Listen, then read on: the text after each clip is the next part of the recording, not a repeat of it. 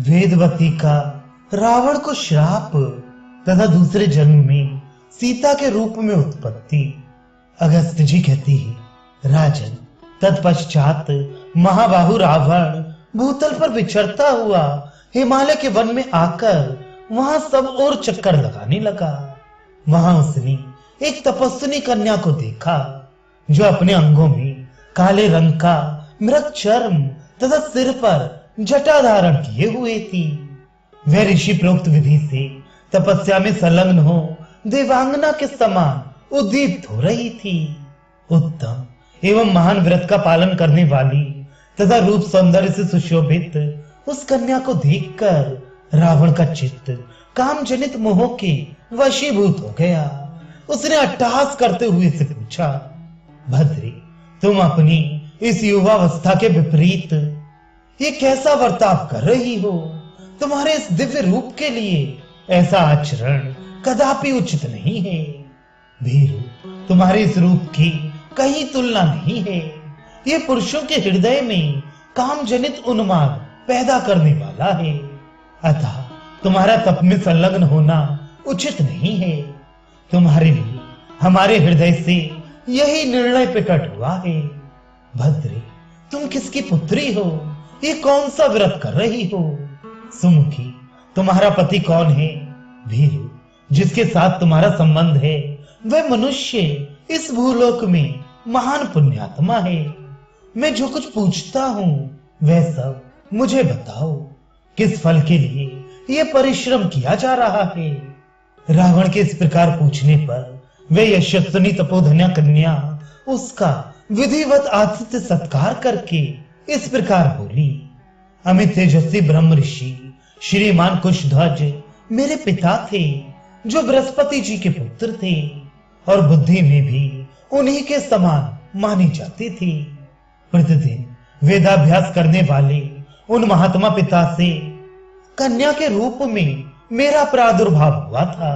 मेरा नाम वेदवती है। जब मैं बड़ी हुई तब देवता, गंधर्व, यक्ष, राक्षस और नाग भी पिताजी के पास जा जाकर उनसे मुझे मांगने लगे। महाबाहु राक्षसी शव पिताजी ने उनके हाथ में मुझे नहीं सौंपा। उसका क्या कारण था मैं बता रही हूँ, सुनिए। पिताजी की इच्छा थी कि मैं तीनों लोकों के स्वामी देवेश्वर भगवान विष्णु के हाथ में सौंपी जाऊं। इसलिए वे दूसरे किसी के हाथ में मुझे देना नहीं चाहते थे। उनके इस अभिप्राय को सुनकर बलाभिमानी दैत्यराज शंभु उन पर कुपित हो उठा और उस पापी ने रात में सोते समय मेरे पिताजी की हत्या कर डाली। इससे मेरी महाभागा माता को बड़ा दुख हुआ और वे पिताजी के शव को हृदय से लगाकर चिता की आग में प्रविष्ट हो गई। तब से मैंने प्रतिज्ञा कर ली है कि भगवान नारायण के प्रति पिताजी का जो मनोरथ था उसे मैं सफल बनाऊंगी। इसलिए मैं उन्हीं को अपने हृदय मंदिर में धारण करती हूँ। यही प्रतिज्ञा करके मैं ये महान तप कर रही हूँ। राक्षस राज, आपके प्रश्न के अनुसार ये सब बात मैंने आपको बता दी। नारायण ही मेरे पति हैं। उन पुरुषोत्तम के सिवा दूसरा कोई मेरा पति नहीं हो सकता। उन नारायण देव को प्राप्त करने के लिए ही मैंने इस कठोर व्रत का आश्रय लिया है। राजन, पौलस्त्य नंदन, मैंने आपको पहचान लिया है। आप जाइए। त्रिलोकी में जो कोई भी वस्तु विद्यमान है वह सब मैं तपस्या द्वारा जानती हूँ।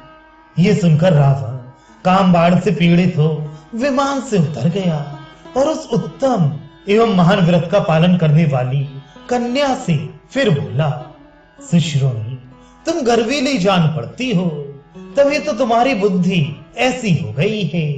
मृग शावक लोचनी, इस तरह पुण्य का संग्रह बूढ़ी स्त्रियों को ही शोभा देता है, तुम जैसी युवती को नहीं। तुम तो सर्वगुण संपन्न एवं त्रिलोकी की अद्वितीय सुंदरी हो।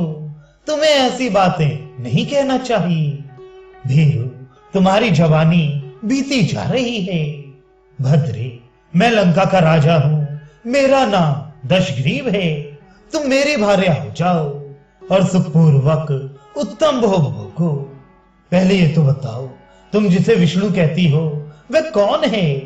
अंगने, भद्रे, तुम जिसे चाहती हो वह बल, पराक्रम, तप और भोग वैभव के द्वारा मेरी समानता नहीं कर सकता। उसके ऐसा कहने पर कुमारी वेदवती उस निशाचर से बोली, नहीं नहीं, ऐसा ना कहो। राक्षस राज भगवान विष्णु तीनों लोकों के अधिपति हैं। सारा संसार उनके चरणों में मस्तक झुकाता है। तुम्हारे सिवा दूसरा कौन पुरुष है जो बुद्धिमान होकर भी उनकी अवहेलना करेगा? वेदवती के ऐसा कहने पर उस राक्षस ने अपने हाथ से उस कन्या के केश पकड़ लिए। इससे वेदवती को बड़ा क्रोध हुआ। उसने अपने हाथ से उन केशों को काट दिया। उसके हाथ ने तलवार बनकर तत्काल उसके केशों को मस्तक से अलग कर दिया। वेदवती रोष से प्रज्वलित सी हो उठी। वह जल मरने के लिए उतावली हो अग्नि की स्थापना करके उस निशाचर को दग्ध करती हुई सी बोली, नीच राक्षस, तूने मेरा तिरस्कार किया है। नीच राक्षस, तूने मेरा तिरस्कार किया है।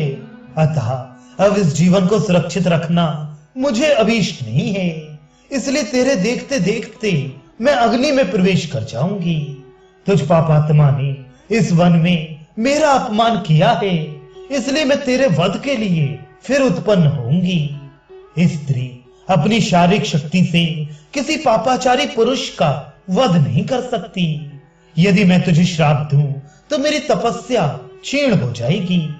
यदि मैंने कुछ भी सत्कर्म, दान और होम किए हों तो अगले जन्म में मैं सती साध्वी अयोनिजा कन्या के रूप में प्रकट हूं तथा किसी धर्मात्मा पिता की पुत्री बनूं।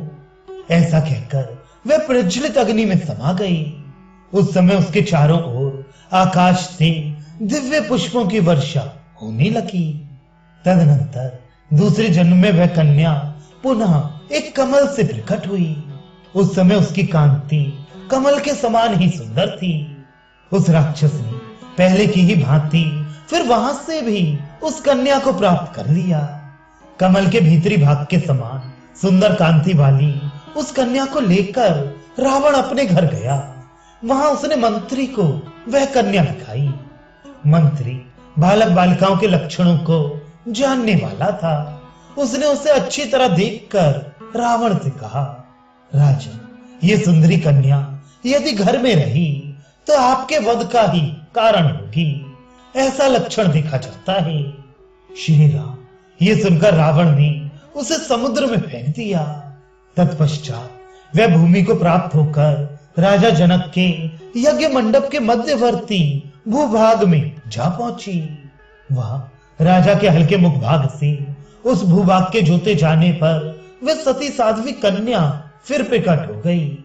फिर वही ये वेदवती महाराज जनक की पुत्री के रूप में प्रादुर्भूत हो आपकी पत्नी हुई है।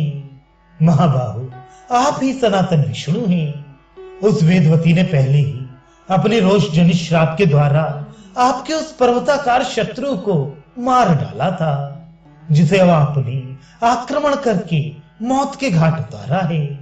प्रभु, आपका पराक्रम अलौकिक है। इस प्रकार ये महाभागा देवी विभिन्न कल्पों में पुनः रावण वध के उद्देश्य से मृत्यु लोक में अवतीर्ण होती रहेंगी। यज्ञ वेदी पर अग्नि शिखा के समान हल से जोते गए क्षेत्र में से इनका आविर्भाव हुआ है। ये वेदवती पहले सतयुग में प्रकट हुई थी। फिर त्रेता युग आने पर उस राक्षस रावण के वध के लिए मिथिलावर्ती राजा जनक के कुल में सीता रूप से अवतीर्ण हुई है। सीता अर्थात हल जोतने से भूमि पर बनी हुई रेखा से उत्पन्न होने के कारण मनुष्य देवी को सीता कहते हैं।